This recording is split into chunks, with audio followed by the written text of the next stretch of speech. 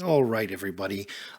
Today I want to talk to you about what sense it makes to add SMRs to your electricity plants or power plants for the future.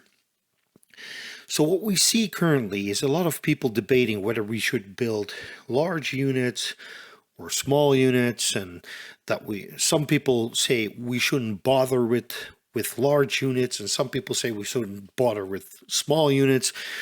In any case, I think it's not a black and white discussion, and it's also not conducive. So what I wanted to do with this video is show you what you can do by incorporating both in your energy strategy, and it's a lot actually. So what you see here in the picture is the map of the Netherlands, right? So the Netherlands is a very small country with a lot of constraints. You can't build your nuclear power plant just anywhere.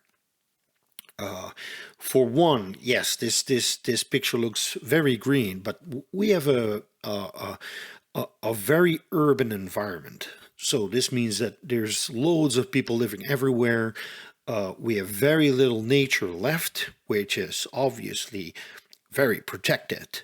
And finally, we already have a certain infrastructure, and what you want to do is you want to leverage that infrastructure as much as possible.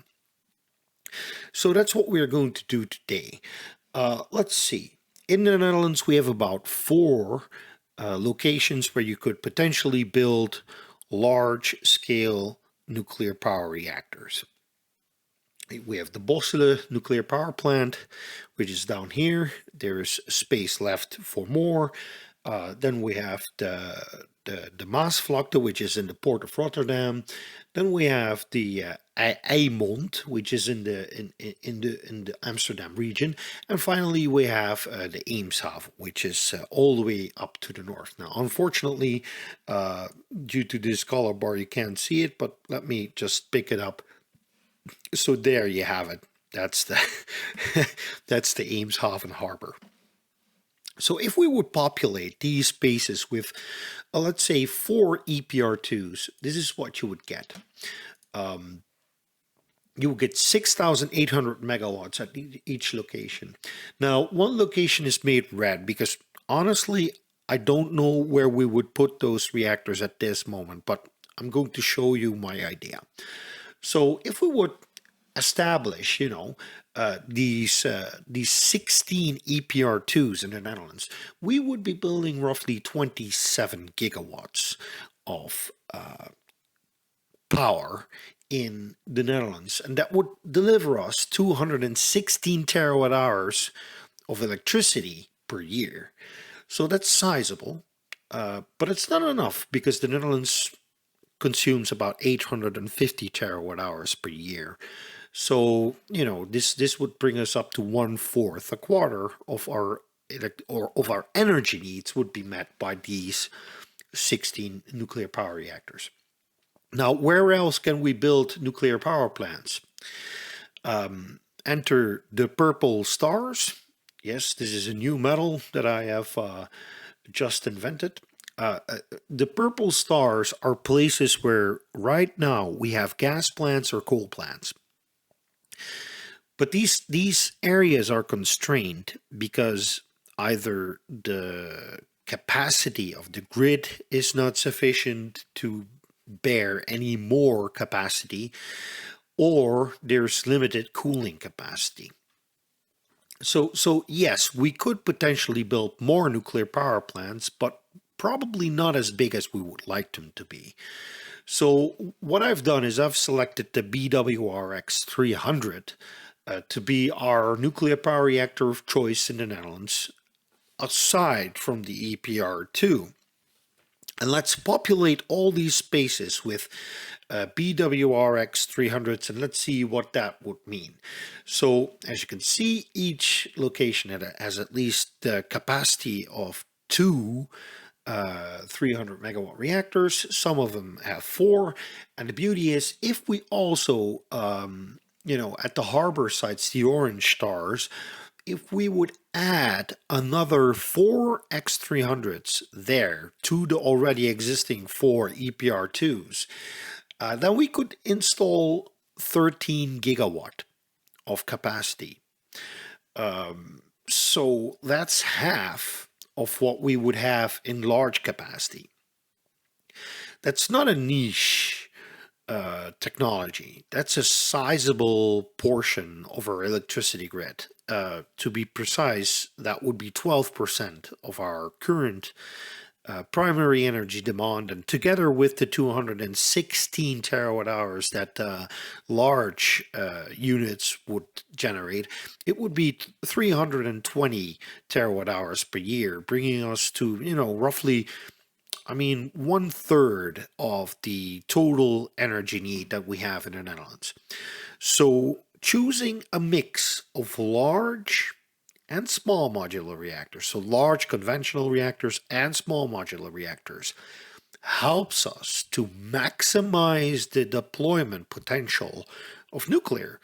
So this is my view. If you would ask me what should we do, I would say, okay, somebody needs to work on the large reactors and start doing that stuff.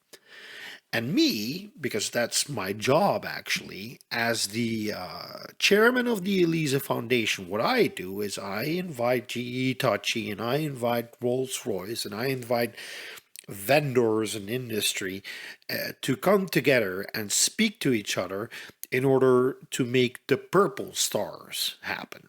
So the government is currently working on the orange stars, and I am currently working on the purple stars, and I'm trying to get the government to be involved with this. So this is the location that I was talking about. So over here we have Amsterdam. So let me just move the camera up a little bit because I want to show you something. I want to show you something down there. So this is Amsterdam, as you can see. So over here you can see a large dark spot, which is basically there's Tata Steel is there, which means that there's a large there's large industrial activity over there. I mean, there's many terawatt hours being used in this region. So the question is, where do we need to put it? Where do we need to put these four EPRs? We could put it in the coal terminal. We could put it in a different coal terminal or a different terminal. This is actually space that is not yet used. You could see this small lightning thing over here. That's where there's currently a gas plant. And finally, we have, this is not the place where we should build it. It's Strand Bleiberg, right? Down here on the right hand side, but that's where we have reclaimed or basically claimed some water to become land. This is something that we can do as Dutch people. We are very nifty. We know how to reclaim land or claim land.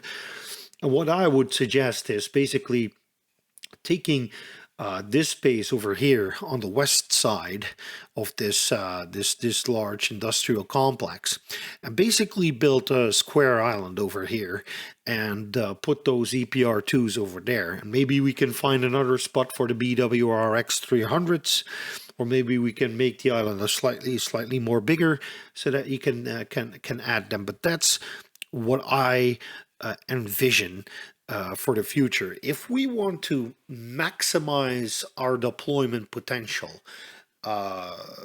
we need large and we need smaller units. So I'm not talking about 1.5 megawatts. I'm not talking about 25 megawatts or 50 megawatts.